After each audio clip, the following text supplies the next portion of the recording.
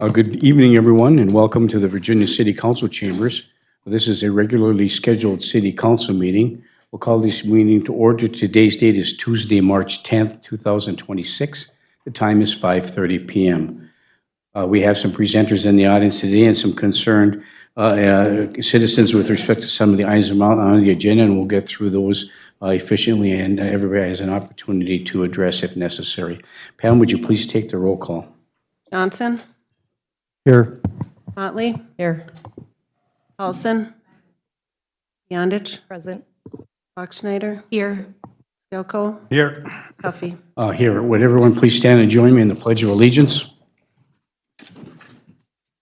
I pledge allegiance to the flag of the United States of America and to the republic for which it stands, one nation, under God, indivisible, with liberty and justice for all.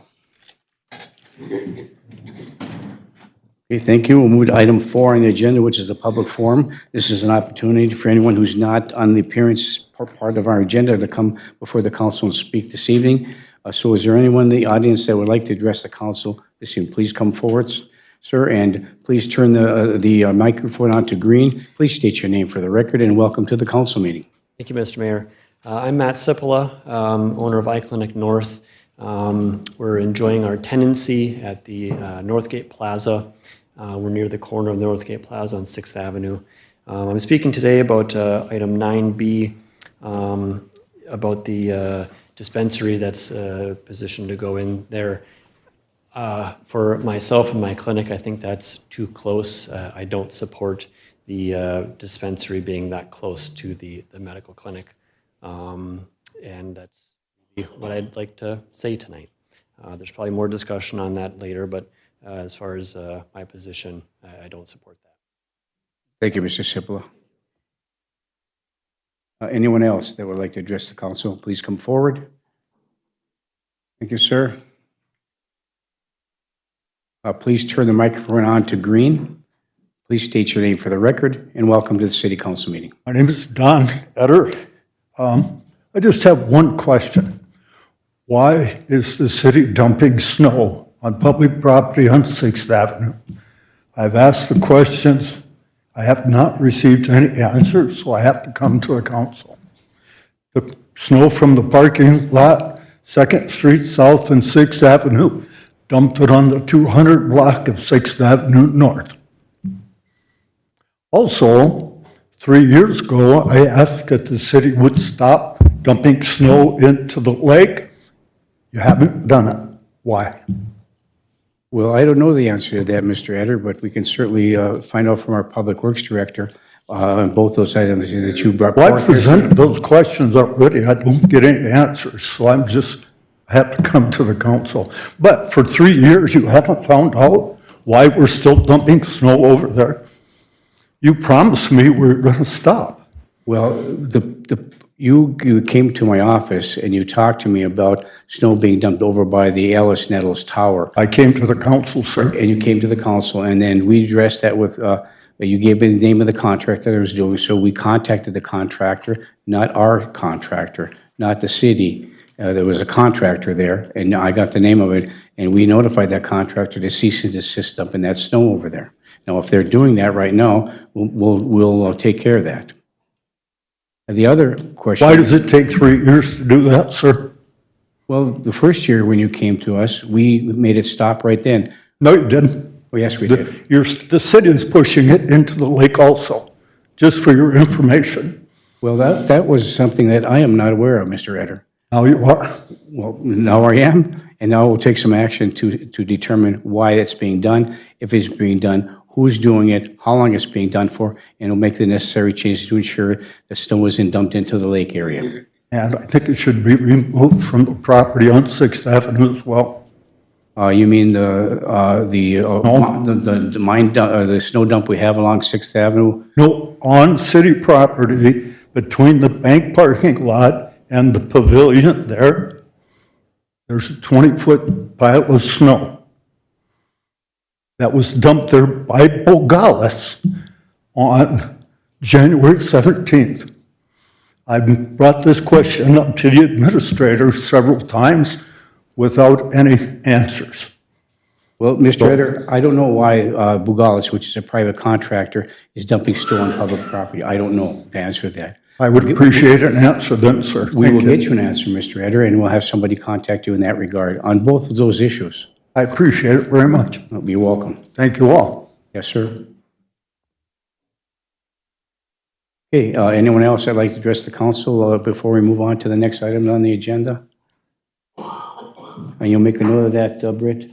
Thank you very so much. Okay. Moving to item number 5 on the agenda, which is the consent agenda.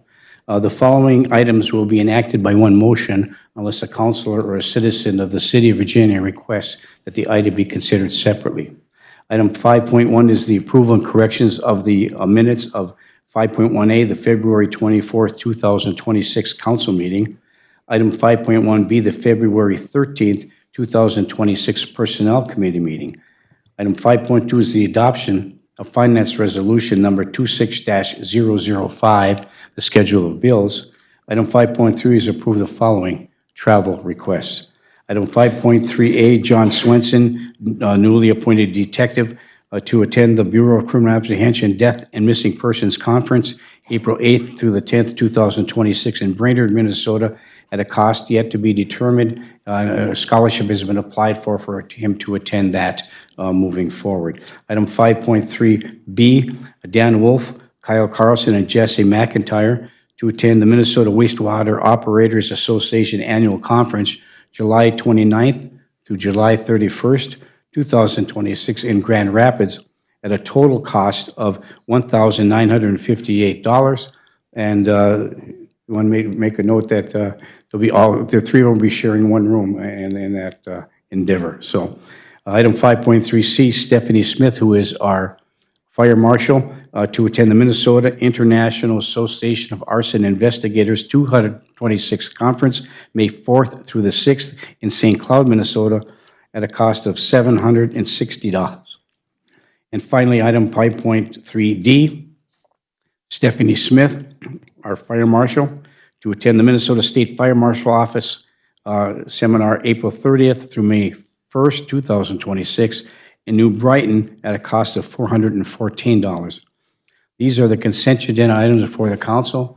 We're looking for council action. I'll move the consent agenda as presented. Councilor Johnson moves to approve the consent agenda as presented. Is there support? Is there support? Support by Councilor Bachschnider. Is there any further discussion? Councilor Paulson. Thank you, Mayor. I would like to pull item 5.3B, please, for further discussion. 5.3. B. 5.3B. Okay. Councilor Paulson moves to pull 5.3B from the agenda for discussion. All those in favor of approving the rest of the consent agenda, all in favor signify by saying aye. Aye. Aye. Opposed?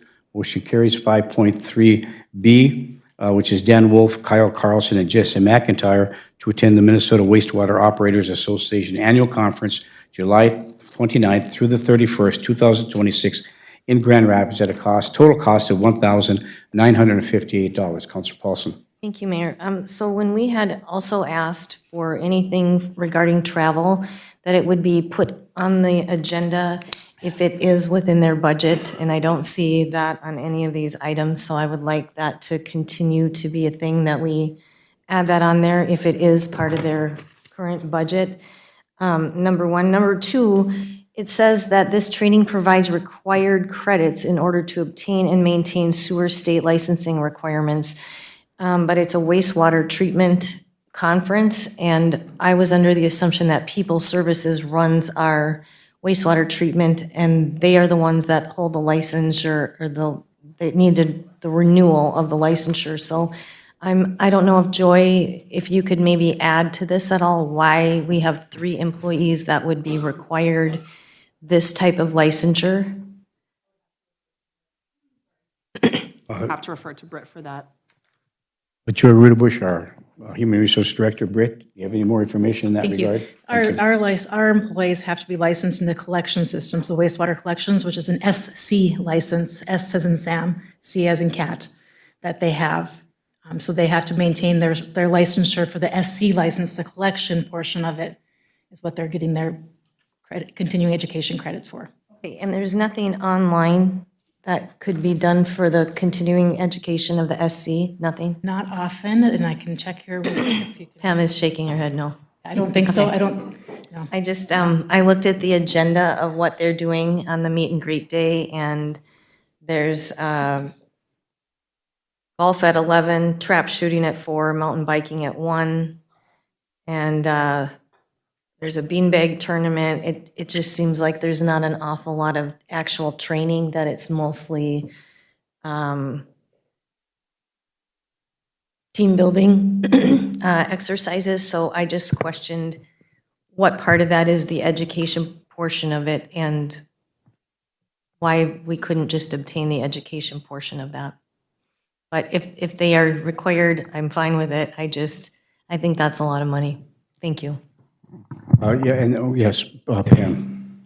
Yes, this is a required training, and it doesn't look like they're going on the 28th. They're starting the 29th. So they're going in the morning, and they're staying Wednesday night, Thursday night. They're going to train the Thank you. training portion of it. And to your point, these are budgeted items for Public Works for that as well, so thank you.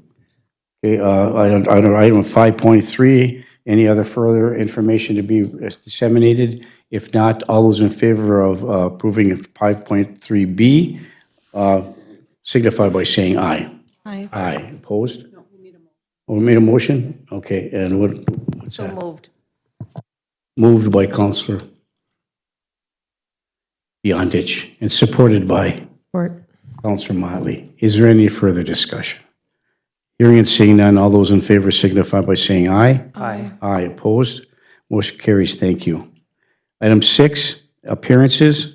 Item 6.1, Mr. Carver Richards is to discuss the Northland Learning Center and the cannabis issue.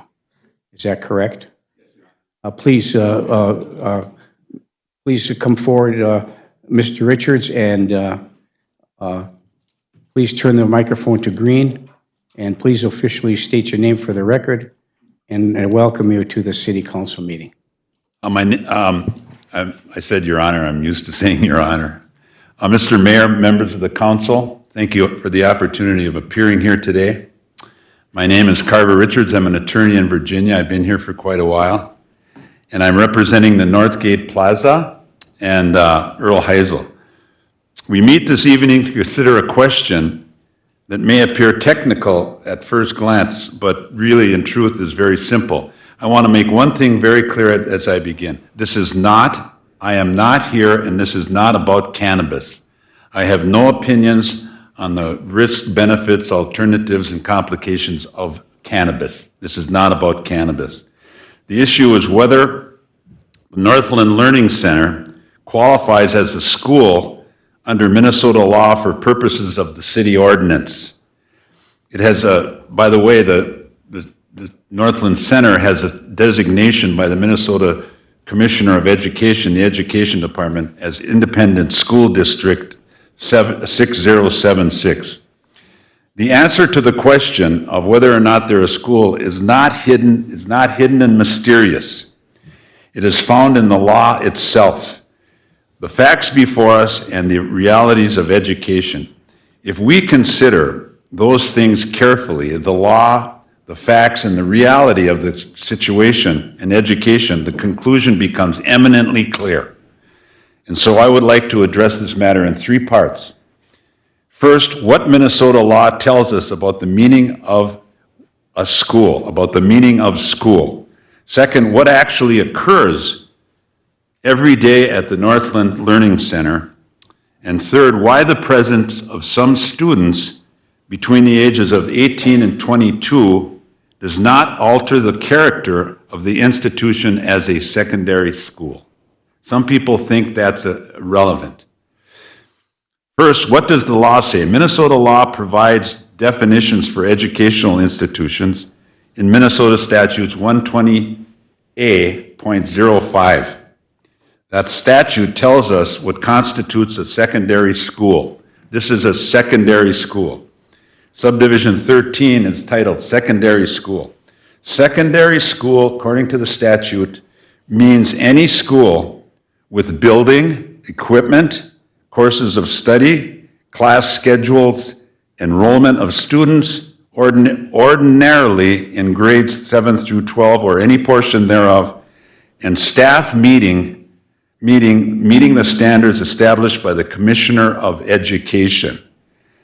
There's one word in that definition that deserves our attention, and the word is ordinarily. It could have said exclusively, it could have said solely, it could have said only, and it could have defined a strict age limit, but it did not do that. It used the word ordinarily. Instead, the legislature chose the word ordinarily, and the reason for that choice is not difficult to understand. For those who shape our laws, know what every teacher and every parent knows, that the path to through education is not always completed on a perfectly uniform timetable. Most students move through the grades in a predictable fashion. They begin at middle school in their early teens, and they progress and graduate from high school at about the age of 18. That's the ordinary course. But not every student travels that road at precisely the same pace. I didn't finish my education till I was 30 years old. Nothing to do with the Learning Center, but the point is, some people take longer. Some encounter obstacles, some fall behind in credits, and some must return to complete work that was left unfinished. For such students, alternative learning programs exist. Programs that give them another opportunity, programs that allow them to complete their coursework, programs that help them reach the same destination that every secondary school seeks for its students: completion of a high school education. The legislature understood that reality, and so it wrote the statute in a way that reflects the real world. Students are ordinarily in grades 7 through 12. Ordinarily, but not always, and not without exception, but ordinarily. What happens at the Northland Learning Center? Let's now turn to the statute, from the statute to the institution itself. What happens each day at the Northland Learning Center? Students arrive in school buses. School buses do not deliver students to a drop-in center, a daycare center. They don't drop them anywhere but at schools and at school functions. They don't bring them anywhere else. They drop them off at school. They attend classes. The classes are the same as they are at Rock Ridge. They pass grade 7, and then they move to grade 8, and so on until they graduate. They receive instruction from licensed teachers, they study academic subjects, and they earn credits toward completion of their secondary education. This is not speculation. It is the daily function of the institution. Students gather there to learn. Students gather there to earn their credits. Students gather there to finish the education they began. And wherever students gather, for the purpose of education is taking place. Where education of that kind takes place, secondary education, that education leads to completion of grades 7 through 12, and we're looking at the work of a school. That's what they do. I visited the Northland Learning Center, and personally, it sure looks like a school to me. And I hate to say something so trite and mundane, but if it looks like a duck and acts like a duck, the preponderance of the evidence, and maybe beyond a reasonable doubt, is that this is a duck. It is a duck. If you see the metaphor, and I know you do. The administrative structure of the program may differ from a traditional high school, and the building may not resemble the traditional high school, the large campuses that we often associate with secondary education, but the function, which is the point, remains the same. Instruction is given, learning takes place, credits are earned, and students progress towards completion of their secondary schooling. In the end, it is the function of the institution that matters, not the label attached to it. It could be called ISD 6076, as recognized by the Commissioner of Education. The particular administrative arrangement under which it operates, but the work that is important is the work that is performed there. And the work that is performed at the Northland Learning Center is the work of secondary education, and that takes place in a school. The third item is the question of age. Now we come to the point that often raises concerns. I've had this discussion with people. Some of the students attending the Northland Learning Center are older than traditional high school students. Some are 18, some 19, some 20, and so forth. Some are older. At first glance, that may appear unusual, but when we consider the structure of Minnesota educational system, it becomes clear it's not unusual at all. Students sometimes remain in the educational system beyond the age of 18. The law provides for it. They do so in order to complete the coursework and transition necessary for graduation. They do so in order to finish earning the credits required for their diploma. They get a diploma. And in some cases, they do so because Minnesota law specifically allows students receiving certain educational service to continue in the system until age 21 and sometimes 22, depending on some factors. Yeah. The important point is this: age and grade are not the same thing. A student may be older than the typical high school student and still be completing secondary coursework. A student may be 19 or 20 and still be working toward the completion of grade 12. Grade 12. And when that student attends classes, studies academic subjects, and earns credits towards graduation, that student remains a secondary student. The calendar may advance, but the grade level of the education remains the same. They're still in grade 7 to 8 to 9 and so forth. It's understood, it is common knowledge that the journey through education does not always proceed at an identical speed for every student. Some students move quickly, some require more time, but all who remain engaged in completing grades 7 through 12, which is what they are doing, are participating in secondary education. Maybe a simple way to understand this is to imagine, if you will, a line representing the progression from grade 7 to grade 12. Ordinarily, students travel that line between the ages of 12 and 18. But life doesn't always provide a perfectly uniform schedule. Some students travel the path more slowly, some must pause along the way, some must retrace their steps before moving forward again. The path, the 7 through 12, does not change. The grades remain the same, only the timeline sometimes stretches, and that's exactly what occurs at the Northland Learning Center. Students are still moving along that path. They are still working through grades that lead to completion of a secondary education. Some simply require a little more time to reach the same destinations. Let us return briefly to three things with which I began: the law, the facts, and the reality of education. The law tells us that secondary school enrolled pupils ordinarily in grades 7 through 12. The facts show that the Northland Learning Center provides instructions to students completing those grades. And the reality is that some students need additional time to reach the finish line for a secondary education.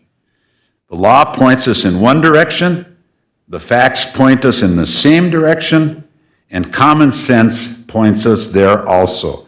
And common sense is what city councils ultimately do. It is what state legislatures and hopefully the United States Congress does.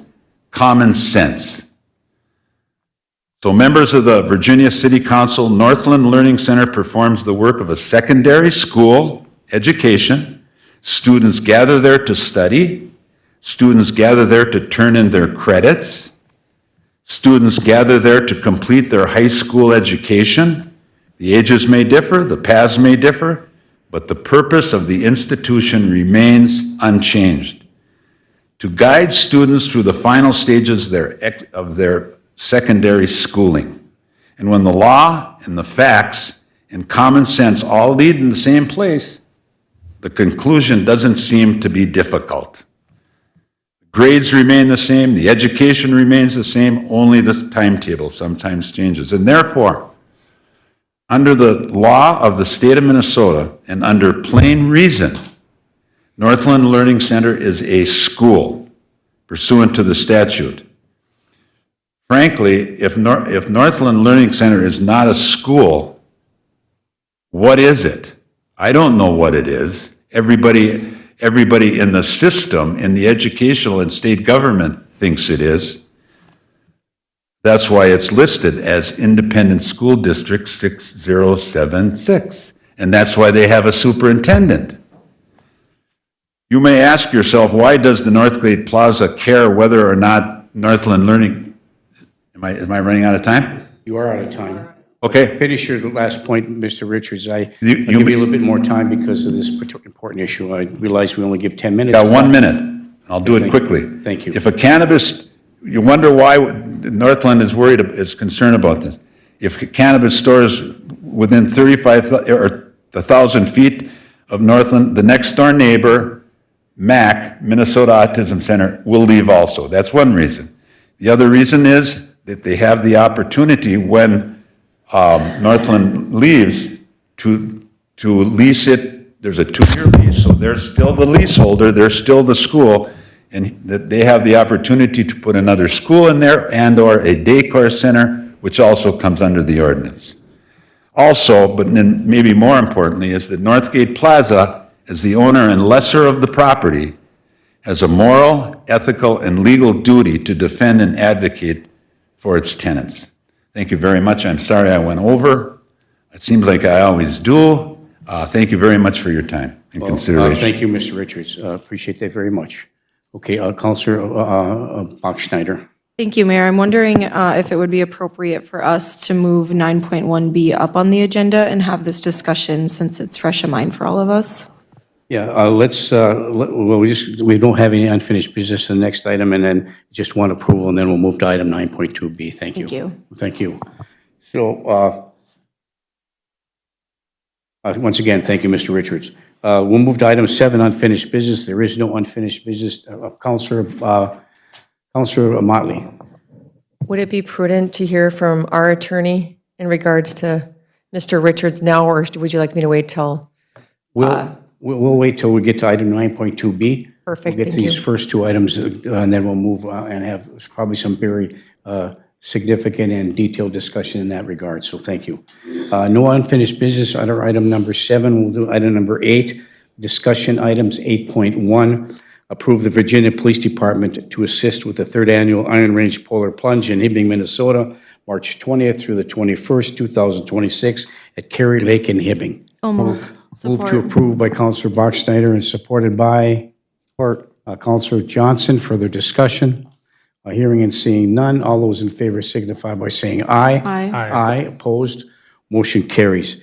Move to item 9, committee reports. 9.1, committee of the whole meeting that was held on March 3rd, 2026.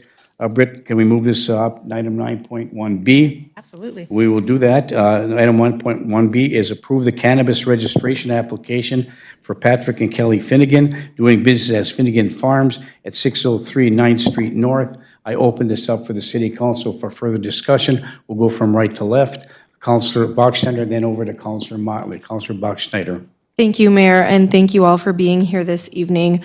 My first question would be for Attorney Lindsay and/or Jenny. Dr. Sipola is here, and he spoke of his business. I just want to confirm from a zoning perspective that his business is not a concern with a cannabis store. Mr. Lindsay? Thank you. Dr. Sipola's business is always a concern, but it's not implicated by the restrictions placed on the cannabis business through our zoning requirements. Thank you for that clarification. Yes, it's something to consider, absolutely. I just wanted to make sure it would be following zoning requirements. My next thing is really more just about thoughts, and thank you, Mr. Richards, for being here this evening as well. It really felt, and correct me if I'm wrong, but the majority of my understanding of your presentation this evening was you were talking about the Northland Learning Center, and that building is not what's located across the street. The program that's located across the street in the plaza is the Bridge to Independence programming. And I'm reading an email that Jenny, our community development coordinator, had sent us back on February 13th, where we talked about the differences between the Northland Learning Center and the Bridge to Independence program. And I'm just going to read it. So after a discussion with the NLC about the Bridge to Independence 18 to 22 transition program, it was further clarified that the NLC is a member district cooperative and offers the Bridge to Independence programming for ages 18 to 22 from member school districts.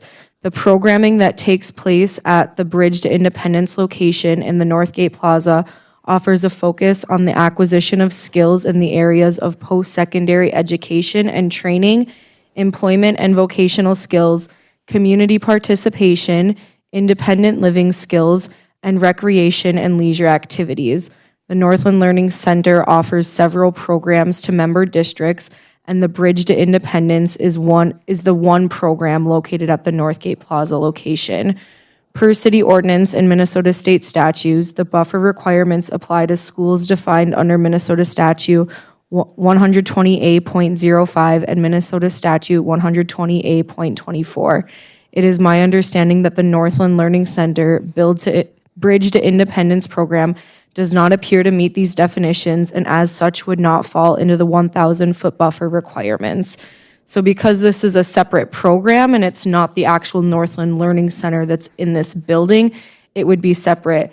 And then the final thing that I want to call out, and that's my understanding, and please Jenny or Attorney Lindsay step in if I'm understanding this incorrectly. And then the final thing that I wanted to address is we talked about school buses. And Arrowhead Transit actually has the contract to bus students from the Northland Learning Center to the Bridge to Independence program. So there are not school buses. This is my understanding in the research that I've done, is that the Arrowhead Transit is the one that holds that contract. Okay, I'm being told that I'm wrong. Thank you for letting me know. This is what I found in my research. And that's all. I was able to acquire the Arrowhead Transit contract. The Northland Learning Center is the new one being built in Mountain Iron, but then the one that's located.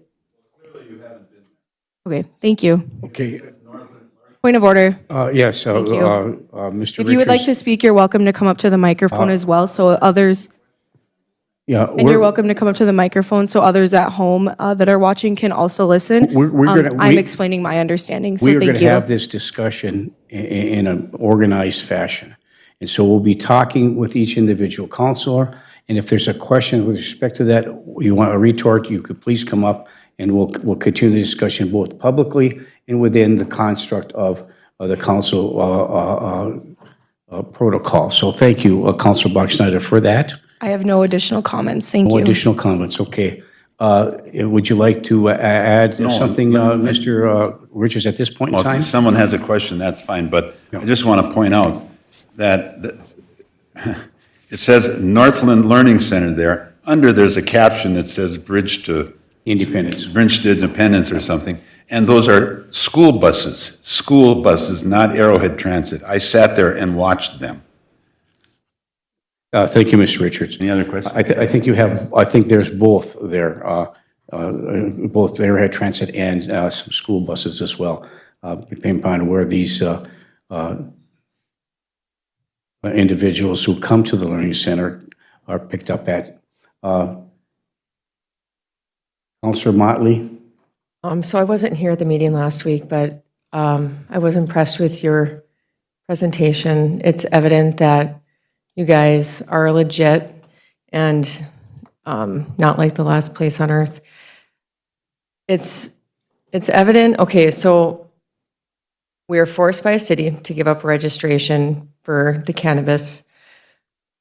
I don't know that any place you put your business in this city is going to come without somebody, a business, taxpayers not being happy with where it's located. And I think no matter what this council decides, no matter where you go, it's going to be met with confrontation from somebody, for which I apologize. Your business is going to grow. It's a matter of where it's going to be located in this town. There's no doubt it's going to succeed, in my opinion. The Northland Learning Center is a concern for me. Business owners, especially one in particular who has spent money, a lot of it, and is successful and is voicing his opposition, is also a concern for me. Brian, after hearing Mr. Richards' presentation, I want to know where you stand as the representative to the city of Virginia. I want to hear what you have to say in regards to what he has to say. Thank you. Thank you, Councilor Motley. Mr. Lindsay? Thank you, Mayor. So the presentation, Mr. Richards gave an excellent presentation, as he always does. Does not change my previous opinion. So I can get into it just a little bit. I don't want to drag this longer than I need to. So the definition that Mr. Richards was working from was one definition, and he did, I think his argument kind of answered itself. The definition that he read from was from Minnesota Statute 128.05, subdivision 13, and it talks about a secondary school, meaning a school with building, equipment, course of study, class schedules, enrollment, and pupils ordinarily in the grades 7 through 12. And he honed in on that phrase, pupils ordinarily in grades 7 through 12. Later in his presentation, he indicated that pupils who are in grades 7 through 12 are ordinarily ages 12 and 18. So that phrase logically means those students are the students that are ordinarily within those grades, because a second statute, a secondary provision within the law, Minnesota Statute 120A.24, as part of the reporting requirements, talks about the ages of students, and it refers to persons in non-public schools charged with providing instruction of child's ages 16, and then it talks about ages 16 to 17, which are again those ages where the students are normally or ordinarily in the secondary school type education.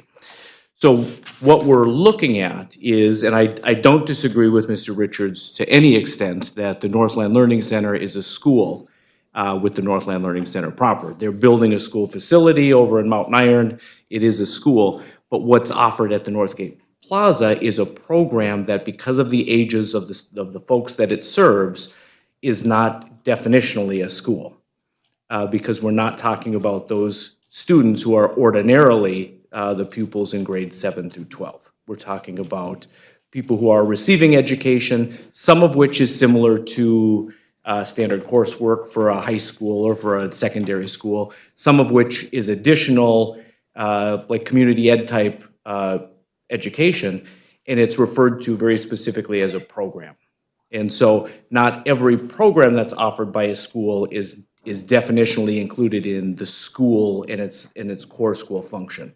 And so while it does provide some education, because of the age ranges of the folks served, that's why. And even within the primary definition, pupils ordinarily in grades 7 through 12, pupils ordinarily 12 to 18 years old.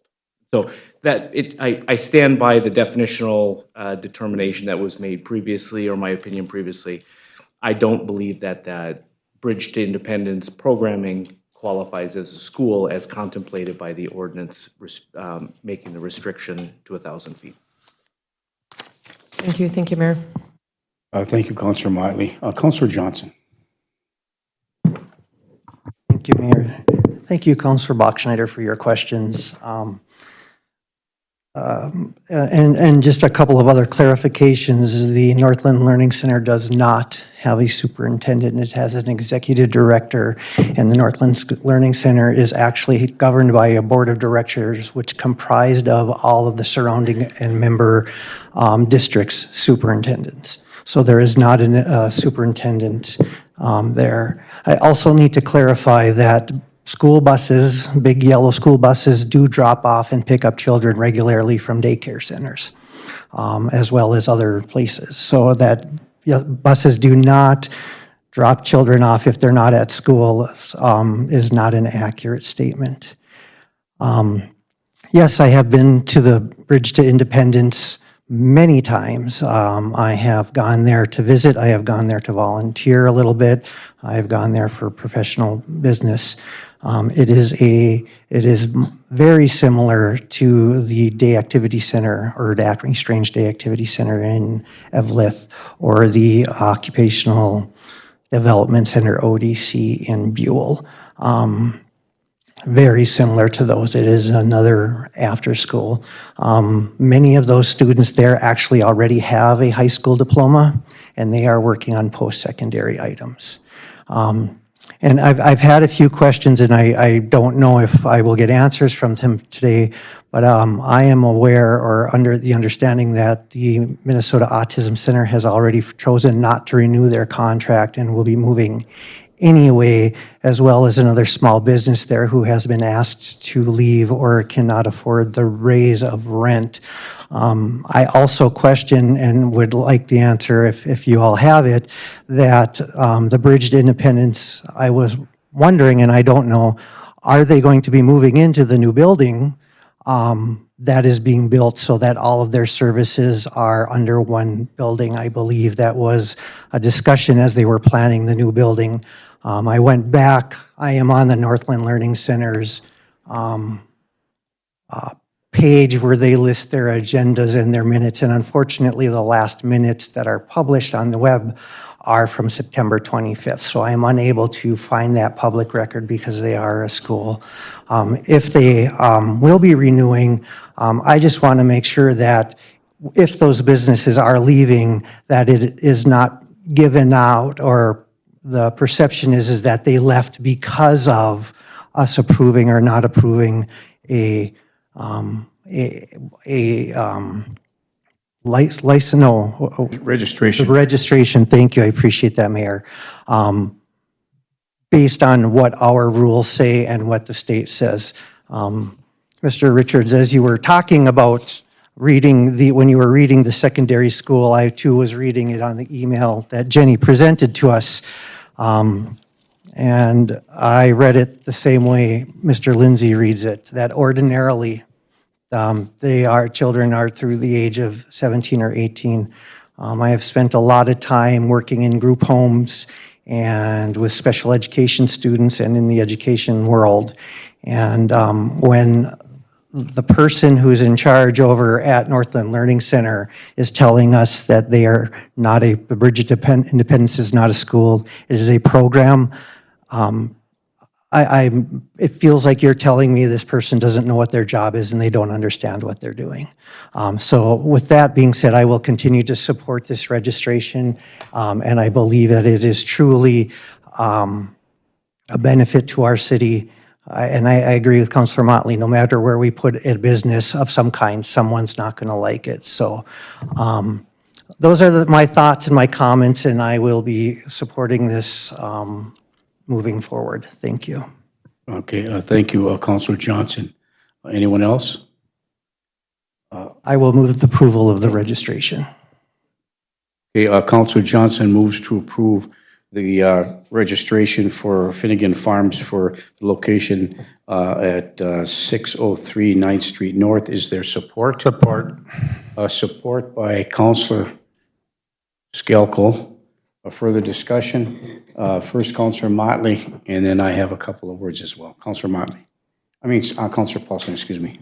Mayor, so Brian, it sounds like there are two different legal differing opinions here on what a school is. If we get ourselves into a lawsuit situation, what is a judge going to say ultimately? Because that's what this is going to boil down to on either side. Mr. Lindsay? Thank you, Mayor. So I can't tell you for sure, and I don't think Mr. Richards could tell you for sure either. These are, as it relates to this specific area, these are developing topics. I went out and looked to see if there was a specific case that has addressed this very issue. I don't find any. We're kind of in that developmental stage of the law because of the recency of the legalization of cannabis and these. And I do think that's where I'm cautionary at this point. In moving forward until there's certain things resolved, I have some hesitation due to that, due to conflicting. Either way, it could end up, if we vote yes for it, we could end up getting sued. If we vote no for it, we could end up getting sued. And then it's going to end up, I would assume the League of Minnesota Cities comes and represents the city of Virginia at no cost to the taxpayers. Is that correct? It is, there are our insurance for Okay. these kind of things. And so we really have two differing legal opinions here. And what it's going to boil down to is ultimately if there is some type of suit enacted or engaged upon, what a third-party judge would say. And I don't know if I'm willing to risk that at this point in time. So I probably would not vote in favor. I would rather see some additional clarification, and I don't know if the league can help us with some clarification.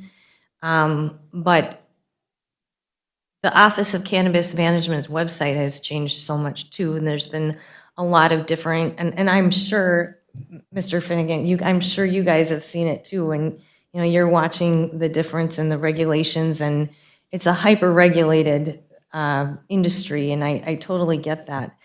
But, because it is such a gray area, even when this council established the ordinances, there were still things coming out of the legislature that were changing. So I feel to vote in favor or in denial until we get a ruling on a definition is kind of an important point to me.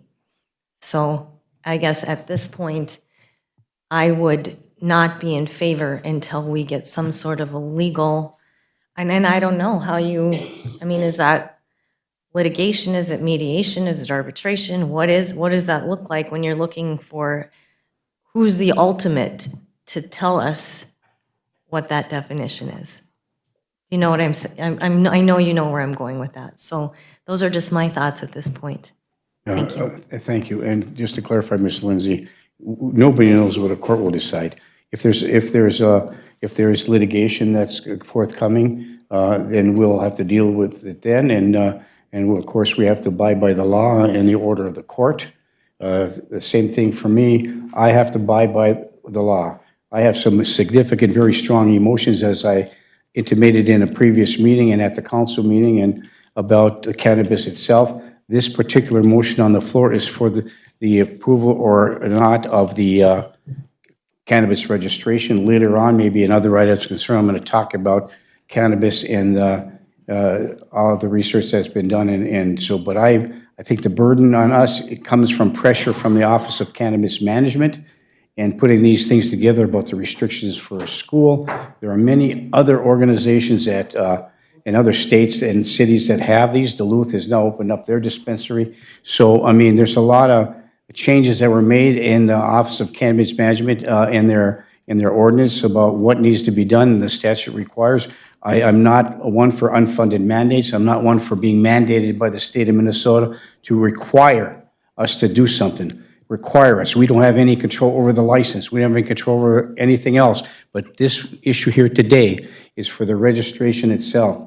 And if it is approved, it's based on zoning, and it goes to the Office of Cannabis Management, and then they begin their investigation for the Finnegans with respect to whether they meet all, cross the T's and dot the I's, and put their program together. And it'd be what they're saying is that maybe 9 to 12 months before they can even be up and running. So the concern that I have is that we have a business that's coming into this community that wants to put a business in here. The state regulates that heavily, the business, not only from a regulation perspective on how the business is run, but also I think it's a 15% tax on them now. It was 10%, I think it was raised to 15%. So it's a tax, it's a revenue generating thing for the state of Minnesota, but not necessarily for the city of Virginia, other than a property tax payment and a business that's operating a business tax. Now, if it's a building that's owned or if it's building at least, makes a big difference. But for me, it's about the law. And my emotions are going to change significantly as a result of this. And I'm going to articulate my emotions at the end of this council meeting. But emotions have to be removed from the decisions that we make based on what's practical. I have to abide by the best legal advice we have, and that's why we have a city attorney which to do that. So I'm torn between voting for and against it, but when the vote comes, I'll have to make that decision. I'm still in a quandary about it, but that's the way it is right now. So there is a motion on the floor and support. Further discussion. First, Councilor Paulson, and then I'll have you come forward. Councilor Paulson. Thank you, Mayor. So just in listening to kind of where you're going, I would agree with you that, you know, it's ordinance-based and it's zoning-based, our zoning ordinance regarding the permissible use. But if that definition is, I mean, we've got one attorney saying the definition is this and one attorney saying the definition is this. So what is that definition? And I feel like we need that clarifier before we can say, yes, this meets our zoning requirements. Well, I think the interpretation has come from one source only. It has to be litigated in some respects, or a judge will have to rule one way or the other. That's the only way it gets. We have our city attorney who's done the research, our community planning director and this planning and zoning put this ordinance together. The interpretation now is that this is not a school. Mr. Richard's presentation about it being a school has merit and arguments both ways. But we have to make a decision one way or the other. There's only two ways to go here. Three ways. You vote it down, you vote for it, or you table it. That's anything. And so I know Mr. and Mrs. Finnegan are waiting for an answer so they can bring their operation to fruition. And so how long do you wait for that? You know, it's easy for us to say, well, we don't like that particular location because we have some issues with respect to zoning, and there's a conflict between what do they meet the zoning requirements or not. We can't ask any business not to try to locate there. Mayor, with your permission, may I ask Mr. Richards to respond? We're going to have him come up in just You a don't moment. mind? I Oh, apologize. no, yeah, we'll have him come up in a moment if you won't mind. So that's where I'm at. I have to follow the law. So I take my motions, so that's what I'm going to do, follow the law, and you got to make your decision based upon one way or the other. So there's only three reasons to go. We either vote for it, we vote against it, or we table it until we get some additional information, which I think we vetted it out pretty significantly now. And the only other way to get a definitive answer is through a ruling by the court. Sir, Mr. Richards, would you like to come up and say a few minutes? I think the light is still turned to green. And then if you gentlemen want to come up too as well, you're welcome to do so. Mr. Richards. This will take me 1 minute, and it addresses what your concern is. Minnesota statute annotated 120A.10. It's about a 3-sentence part of the statute that says that this can be referred, if you are concerned, as you obviously are, about this, you have the ability to refer this to the Attorney General for his opinion, and his opinion stands until a court overrules it or finds in favor of it. So you have 4 options, actually, in addition to what the mayor mentioned. Yes, thank you, Mr. Richards. Please continue. In addition to what the mayor has mentioned, you also have the opportunity to adopt the verbiage of 120A.10, which allows the Commissioner of Education, I can't remember it exactly, but it's very simple and to understand. The point is, it can be referred to the Attorney General for an Attorney General's opinion. Thank you for that point, Mr. Richards. Which stands unless it's overruled by a court. Thank you. Thank you. Gentlemen, please state your name for the record and welcome to the city council meeting. Hello, my name is Andrew Heisel. I'm also co-owner of the Northgate Plaza. And I just wanted to address not the definitions, not the other stuff. Steve had some questions regarding whether the Minnesota Autism Center is planning on staying, and then another tenant. So prior to our knowledge, Minnesota Autism Center was in the process of looking for a new location that better suited their needs. They need more space. We did not know about that until probably about a month into their looking, and they had found nothing. So then we had talked to them and told them that we have one tenant that does not have a lease and has never had a lease with us and is abutting them so that there would be space there for them. So they were in the process of doing plans for a build-out that would take the space next to them, that would make their space bigger so they could stay with us. Once this stuff became a discussion about the dispensary, they told us that they would not renew their lease or be building any bigger if that came into play. I know it's not law or anything like that, and I have nothing against a dispensary, but that just is answer to your question. I appreciate that. Thank you. Thank you. Thank you, Mr. Heisel. Anyone else? Councilor Motley, and then back over to Councilor Paulson, and then over to Councilor Bachschnider, and then over to Councilor Skelko. So Councilor Motley. So losing business to bring in business. I am so torn about this. It's just ridiculous. I don't want to disappoint our taxpayers, and I don't want to turn down a successful business because I can guarantee they are going to flourish, which helps our tax base. I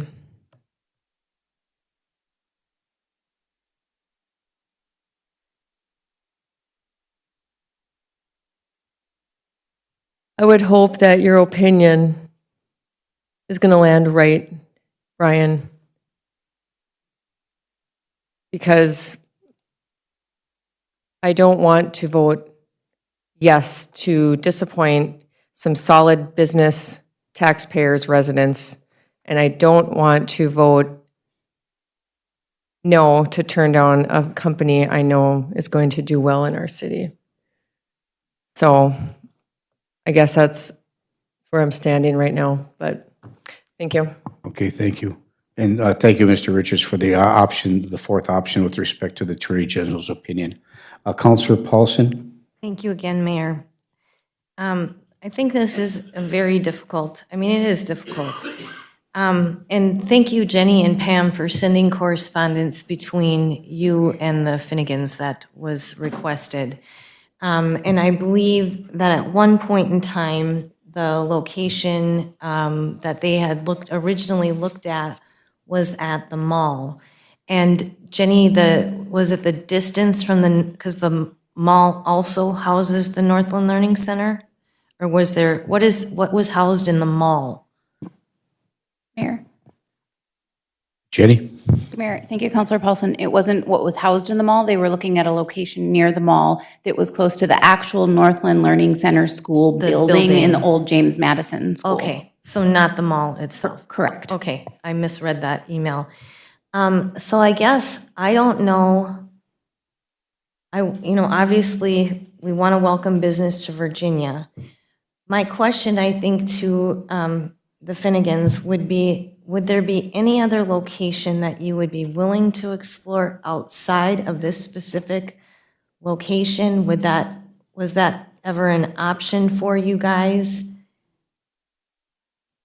Thank you for coming, and thank you for your patience. Kelly. We really appreciate it. So, Thank you. just officially, please state your name for the record and Kelly welcome. Finnegan, Thank thank you. you for your time here today. Patrick Finnegan, thanks. Thank you very much. And Councilor Paulson's question. Thank you. According to the Minnesota Office of Cannabis Management, if I'm going to now select a new site, I would be required to go through a complete brand-new site registration, which now allows the Office of Cannabis Management 90 days to approve that site. And I cannot tell you the number of hours I have spent I read the emails. to try to get to this point where I just would respectfully like to ask the city councilors to approve and, the zoning and the ordinance that we've gone through, with the state and with local governments. So for me to start over, it's not, it just wouldn't be, the time that I would have to put in would be just detrimental to what we're trying to do here. Understood. So we also have a beautiful farm located in Two Harbors, Minnesota, that we are working with Lake County. We have gotten that passed beautifully with Lake County. They're super excited to work with us. And knowing that we're going to hire at least 6 people and pay beautiful living wages to them at the farm. And that's what we want to do in Virginia, Minnesota. As you know, this is going to be a thriving business that will grow. And I am just hoping all of my employees, like I said, they will be paid a beautiful living wage and hopefully buying new homes and boats and cars and having 3 kids instead of 2. Whatever works for them. Thank So, you for that. yeah. I appreciate your Yeah, answer. And that's why we're here. And I don't know, cannabis is not is not the enemy here. Yeah, we're too far up the river to turn around here. Thank you for that. I appreciate it. Thank you. Thank you, Mayor. Yeah, thank you. Thank you, Mr. Pacini. Thank you so much. No one else for Councilor Scott. Anything else from anyone here on the council? Councilor Motley? Thank you for your information. I will be supporting your location. And to you guys, I want to apologize for disappointing you. I think there's a potential where there is no doubt they're going to succeed, and it's possible due to them bringing in traffic. It might possibly, I hope, help you guys out in possibly bringing some other renters into your facility. Again, I apologize for disappointing you, and I will be supporting you guys, so thank you. Okay, thank you, Councilor Paulson. So I'm just going to address the issue that's the motion is for. The other opinions come later on down at the end of the council meeting under other items of concern. So we had the 3 options, and Mr. Richards eloquently pointed out that there is a 4th option to get a opinion. We have 2 differing opinions from one attorney and our attorney about the definition of what a school is, and to get and it just, not that you want to delay this thing any further because it's been some long and arduous process for the Finnegans and some significant concerns on the part of the Heisels and the mall area that they own and operate. So, but a legal opinion which stands by the Attorney General might be prudent to break the tie, for the lack of a better analogy. And if we get an opinion from them and then take action based upon that, that's another option that we have. But right now, it's been moved and supported to approve the cannabis registration application for Patrick and Kelly Finnegan doing business as Finnegan Farms at 603 9th Street North. Is there any further discussion? Councilor Paulson. Thank you. I guess after that, maybe what I would do is move to table until we have a legal finding from the Minnesota Attorney General, is that correct? Or is Department of Education or our Minnesota State The Attorney Attorney General? General, Minnesota State Attorney General's office, I yes. feel that would make my mind set at ease more. Okay. So I would move to table until, Okay. It we will be get- the office of Keith Ellison. correct. So are you making that in a form of a motion to table? I would make that as a motion. Okay, Councilor Paulson moves to table. Is there support? Support. Table. No discussion on the tabling motion. All those in favor signify by saying aye. Aye. Opposed? No. No. Roll call, please. Motley, Yes. Paulson, Aye. Beyondich, Aye. Bachschnider, No. Delco, No. Huffy, Aye. Johnson. No. Motion passes 4-3. So apologize to both of you here today to have to come to another meeting. But for me, it's about the law and follow the law. And if the law says one thing or law says the other, we have a difference of opinion. And on my goal and objective. Point of order, is- Mayor, there was Yeah. no discussion on the tabling motion. We voted on it already. Okay. Did we not? We voted on the table motion already. Is that correct? All right, thank you. Okay. I'll reserve my comments for the end of the council meeting, so thank you. So I guess I can apologize to you all at the end of the council meeting instead of now. What difference does it make? I don't know. Okay. Move to, you want me to run the committee of whole reports, or would you like to do that? Okay. Item 9.1A, approves city staff immediately to begin the process of working with Mr. Link from Fireweed Financial on the proposed development on 4th Street North. So moved. Support.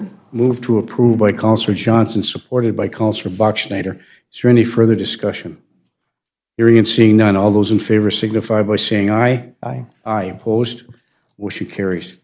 Item 9.1C, adopt a resolution to approve the bid from Independence Heating and Cooling for the City Hall and Library Steam Conversion Project in the amount of $2,739,000. So moved. Move to approve by Councilor Johnson. Is there support? Is there support? Support. Support by Councilor Bachschnider. Further discussion? Councilor Paulson. Thank you, Mayor. How much was that gap? Was it a $600,000 gap? In total, 655? Okay. Britt, I did have one question, and because I think even Brian and I had talked, isn't it up to $600,000 per address, not per total project? Like if the Trinity building went up, that it was 600 capped. We have 3 addresses. Wouldn't that be 600 capped at each?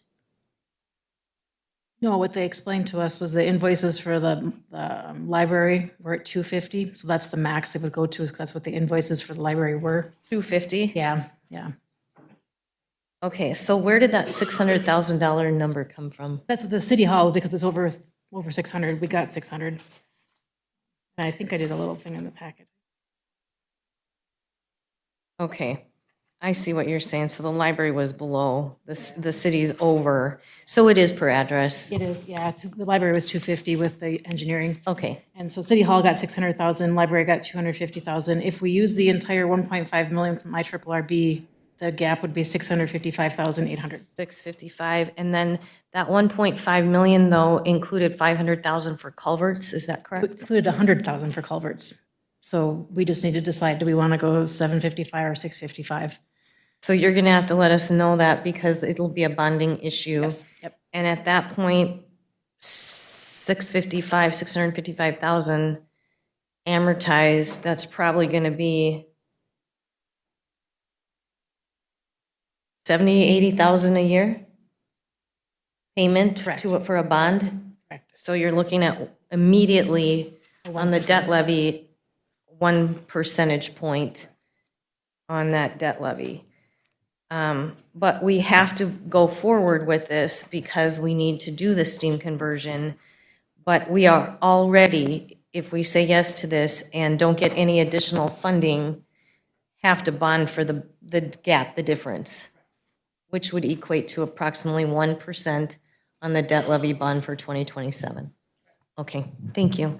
And thank you. And just to clarify in that regard, there are some potential options, and of course, they're not guarantees. We have $4 million at a request in the bonding bill, and I was at the legislature this weekend and had a long conversation with the tax committee chair about the sales tax and how that operates in the gap. If we finish it off early, where does that money come from? And he's going to be working on a proposal, as Representative Davids is on the tax committee, to look at to change that so that we can use the remaining part of that money to spend on whatever we need to do in order to accomplish our goals and objectives. And so he's going to let us know. He started working on it this morning. I got a couple calls already. So hopefully something will come to fruition.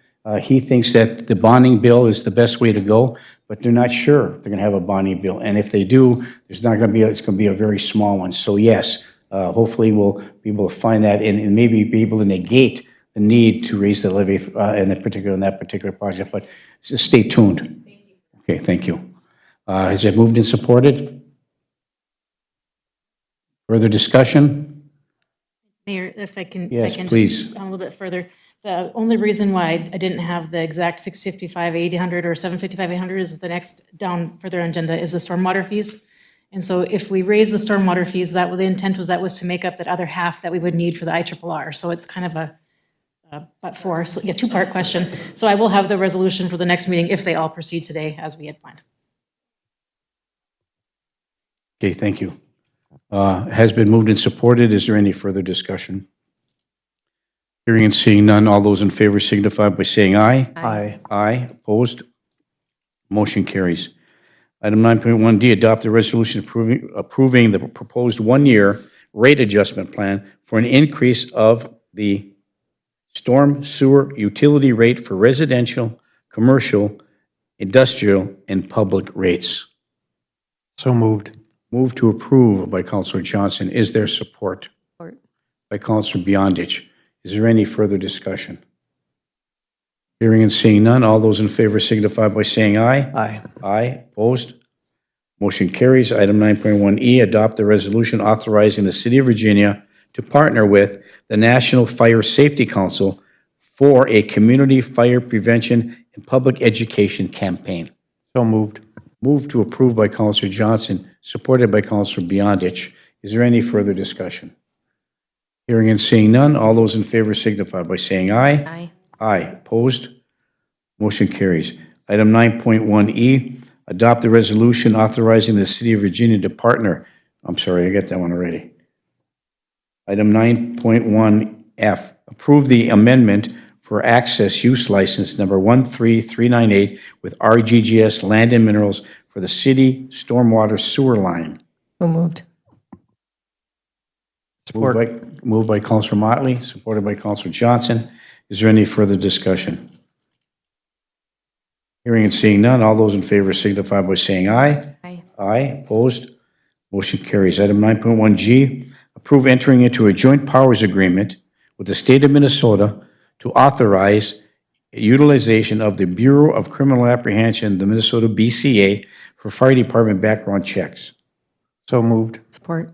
I'll move to approve by Councilor Johnson and supported by Councilor Motley. Is there any further discussion?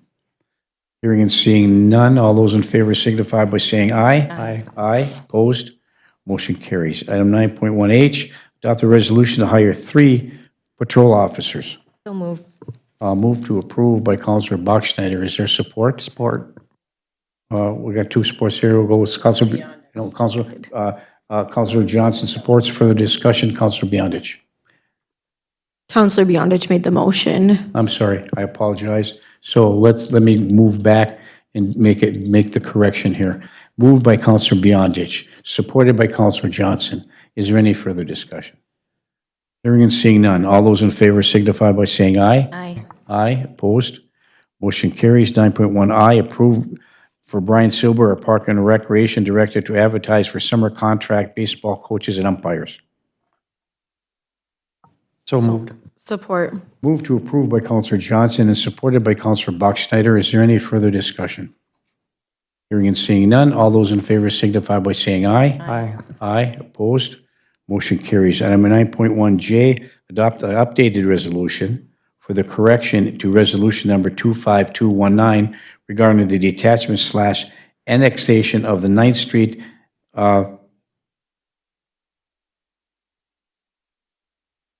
what's that? Mountain Iron, But Mountain Iron, COV, what's that? City of Virginia.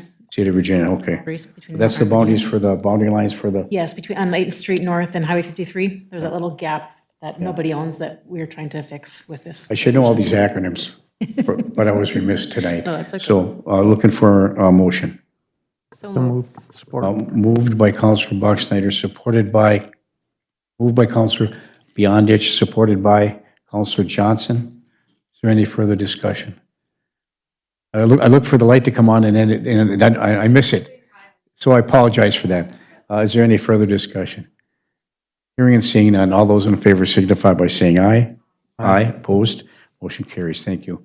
Councilor Johnson? Thank you, Mayor. Before we come out, I'll go out of the Committee of the Whole report. I would like to make a motion to direct staff to draft and send the request to the Attorney General tomorrow about the clarification of the definition of school.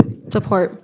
Yeah, moved by Councilor Johnson, supported by Councilor Bachschnider. Got that right. Any further discussion? Councilor Paulson? Thank you, Mayor. Could we clarify which staff? I feel like it needs to come from our city attorney, Yeah, well, we can not have, like, yeah. I think, I agree we should do it tomorrow, and that's the motion to have staff, or they could direct the city attorney to do so. That'd be amenable with you, Councilor Johnson, on your motion? It is at the request of any public officer, so I think a city staff is a public officer, and either one is fine with me. Okay, thank you. can you repeat what do you mean, what says city officer? Anybody can call the Attorney General for opinion. I would rather have this done by legal than that, so I won't be supporting this. I would support a motion that says our city attorney draft this so they can reference the correct statutes. Councilor Johnson?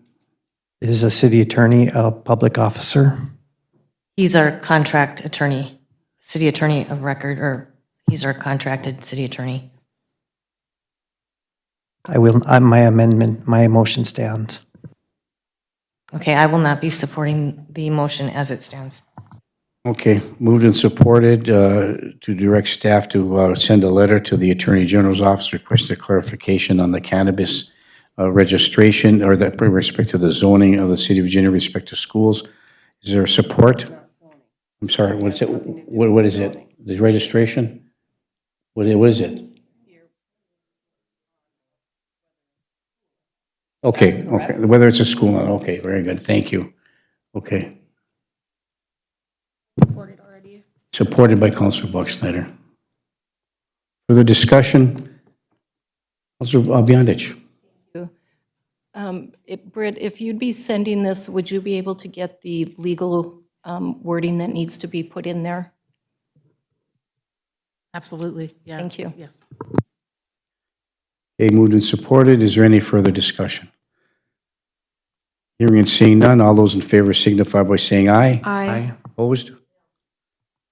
Roll call, please, Pam. Paulson? No. Beyondich? Aye. Bachschnider? Aye. Scalco? Aye. Huffy? Aye. Johnson? Aye. Motley? Yes. Okay, motion passes 6-1. Thank you.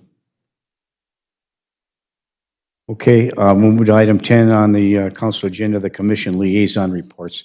Does any councilor want to give a commission liaison report with respect to that? I know we got some information from the cable company or from our deal, so that's good. Councilor Paulson.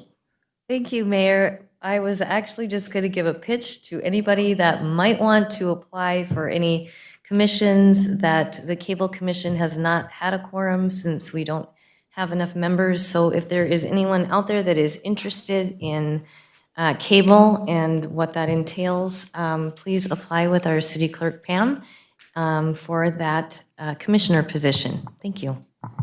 Thank you. And we did get an email, I think everybody got the email about the upgrades that we're going to get, a little token of compromise on the part of MediaCom, so thank you. Okay, any other commission liaison reports to give today? Okay, seeing none, we'll move to department head reports. Does any department have a report to give? You have anything? Ooh, I do, and you actually kind of stole my thunder. MediaCom sorry. came here today, that's okay. I apologize for The that. construction manager from MediaCom came today to look at our setup, and currently it's coming in the side of the building on 4th Street North into an electrical mast overhead thing.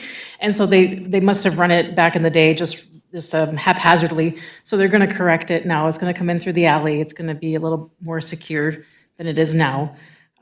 And they're going to remove some equipment that's up here on the second floor that's no longer needed, and we will be going to fully HD very soon. So Very good. That's Thank very you. exciting. Very I exciting. know those at home really think our picture's terrible, and it's not us. We have HD cameras, it's the feed from MediaCom, so that will be resolved very soon. Long time coming, so thank Very you. long time coming. Yeah, thank you for that. Very exciting. Pam, anything from you? Thanks for keeping me on the straight and narrow. I appreciate it very much, and clarifications on the verbiage on these motions. Joy, anything from Human Resources? Jenny, anything from Community Planning? Not today, thank you, Mayor. Thank you very much. Okay. Council reports. Any councilor have a report they'd like to give us to the city today? First, we'll go.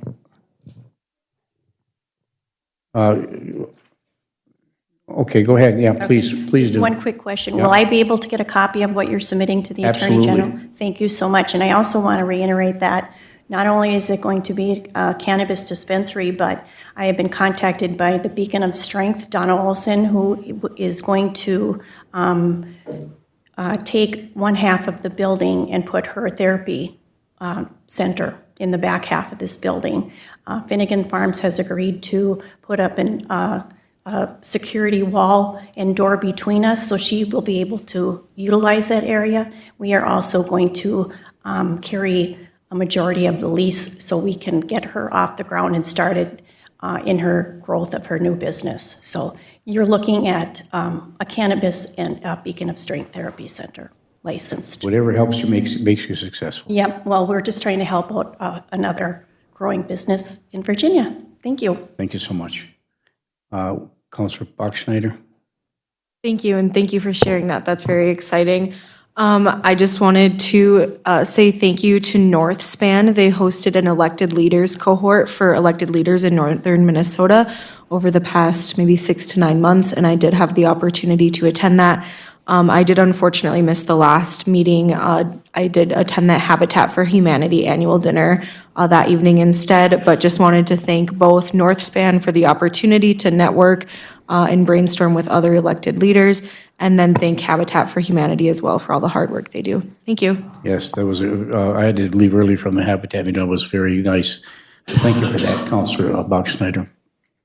Councilor Johnson? Thank you, Mayor. I would like to wish the Rock Ridge Archery team, they are competing at state last night, at ages, I believe it's 5th grade through 12th grade, so I wish them luck at their state tournament.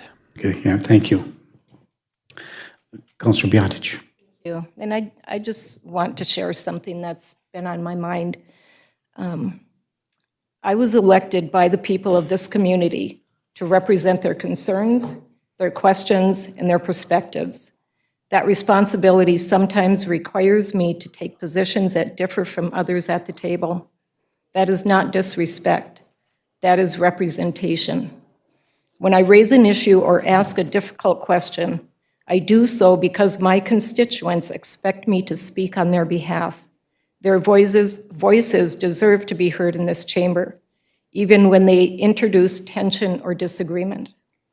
I will continue to engage in these discussions with respect and professionalism, and I expect the same in return.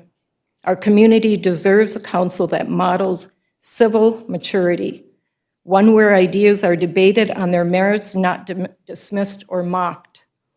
That is how we build trust, and that is how we serve the people who put us here. Thank you. Thank you, Councilor Biontich. Councilor Paulson. Thank you, Mayor. So I was not able to attend the VITA meeting, but Britt had sent out actually from Jenny some wonderful, I guess, points of things that are being worked on. And I don't know if Jenny, you wanted to share that for your department head report, or if you don't have it, do you want me to read the list? I could. I spent quite a bit of time at the VITA meeting describing that list, and so that's why we provided it in the packet for you to read. We're working on a lot of different things every day. I'm fielding lots of calls for businesses of all types. So I don't have the list with me today, but feel free if you'd like to read off of it. I've got the list, so I just, so people know, so the general public know, because I think this is exciting. So it says February's been a very active month in housing. We've got the Midway apartment project coming and coming along. they're still continuing to move forward, and that's a really positive thing. On the commercial and industrial development, we've got some interest in the Queen City Sports Palace, possible credit union expansion, possible discussion on the former fire hall being purchased, a potential fast food franchise interest, hotel development coming hopefully to fruition with the timelines that are put in place and signed by both parties. 4th Street North, a potential office and indoor playground, which we discussed this evening. City Hall, I guess we're going to discuss some potential office space because the police department now has vacated the building, which I think is exciting. The mall update, Marshalls. I don't know if Jody Vest has any input on when that opening is. Do you have any input? They actually found a problem with the sewer line, so they're going to be working on the sewer line very soon. So now they're looking at August is what they're hoping is. Not until August, Yeah, okay. Just because, and it's not just a sewer line, it's a sewer main. It's a very, very large one, so It's they're a working with big deal. IIIB right now. And then will we be assisting? We might end up being a pass-through again for more grant Okay. money, but otherwise that's. Okay. Yep. And then Viking Coca-Cola is potentially looking at expanding the Essentia project, which is, it's not necessarily city, but that's also on the horizon. And then infrastructure and redevelopment, Masabi Trail realignment, Pohaki expansion, Brownfields Coalition application, and RMS Tritech. It may be potential expansion. And then community projects, Splash Pad, that have had some great grassroots support and effort coming forward. And with Revive also really pushing alongside with them. And then the East Range recreation destination, which may be stalled, but that I guess we're still discussing things with Bar Engineering and Pete Carroll, which is great. And then 9th Street North land transfer, which we did this evening. So there are some significant things going on, and a lot of times we don't see what's happening. So although I wasn't at the VITA meeting, I loved getting that email. It was a great thing to understand all the positives that we have going for us and coming forward to our area. So thank you, Mayor. Thank you, Councilor Paulson. I was at the VD meeting, and it was really very productive. They've been a working group that matters. And I want to take this opportunity just to tack on to what you said, to thank our staff, Britt and Jenny particularly, for doing the due diligence, making these contacts, continually focusing on the needs, going to the housing programs. These are projects that we need to help grow this community, raise the vitality, and try to even out the property tax base. So thank you for all your hard work on there. I'm particularly looking forward to reducing what the significant frustration that I have with respect to the hotel. But I see that there'll be something coming on the next couple of weeks that people can actually see. So thank you for that. Thank you, everybody, for that. Any other council reports to be given? Councilor Motley? Not a report, but I just wanted to wish the Rock Ridge girls basketball team good luck in 2 days as they compete at state also on Thursday. So thank you. Yes, exciting. Thank you very much. Nice to have the two Northern High School hockey teams in Class A compete for the state championship, War Road and Hibbing. So that was a good thing, too, that we have good representation from the Iron Range at the state level. So thank you for that. Anything else? I have a couple quick things, if you wait, and I'm going to wait to go off on the tangent with respect to the cannabis issue until that gets resolved. So you don't have to sit through this montage of concerns that I have with respect to cannabis itself. Just to let people know that your property taxes adjustments for your payables for 2026 are now online. The paper will be mailing in the next couple of weeks or so. And I just want to give you an update that we did set the preliminary levy pretty high and significantly reduce it thanks to the hard work of the city council and staff to try to come to some kind of an arrangement and agreement on the levy itself, which is a significant challenge for 2026 with the budget moving forward, but we'll work through that. But just to give you an example of the adjustment that was made based upon the reduction in the levy, So I looked up my property taxes online up on North Side, very modest home up there. My property value was $147,900. Last year went up to $177,900, and this year went up to $205,900. And not by the city, by St. Louis County in the valuation. So that affects, of course, the taxes that I pay. Still, with the reduction in the budget, the preliminary budget down to our final budget, my taxes are going to be $546 less than was originally proposed per year. And that's me, just a very modest home. So I hope that you have an opportunity to look online on it. I hope that some of you will experience a downward adjustment to help ease some of the pain for paying property taxes at the residential level. So thank you, everybody. Does anybody else have anything else to come before the council today? I want to apologize to the Finnegans for having to wait a longer period of time for us to get a determination, and to the Heisel Development Project over there about, we need a final answer, and I think the Attorney General opinion matters. So thank you for that. So despite what some of us feel about one way or the other. So no other items to come before the council today. We will stand adjourned to our next council meeting, which is Tuesday, March 24th, 2026, here in the council chambers at 5:30 p.m. Thank you, everybody. Have a great evening. Good night. We are adjourned.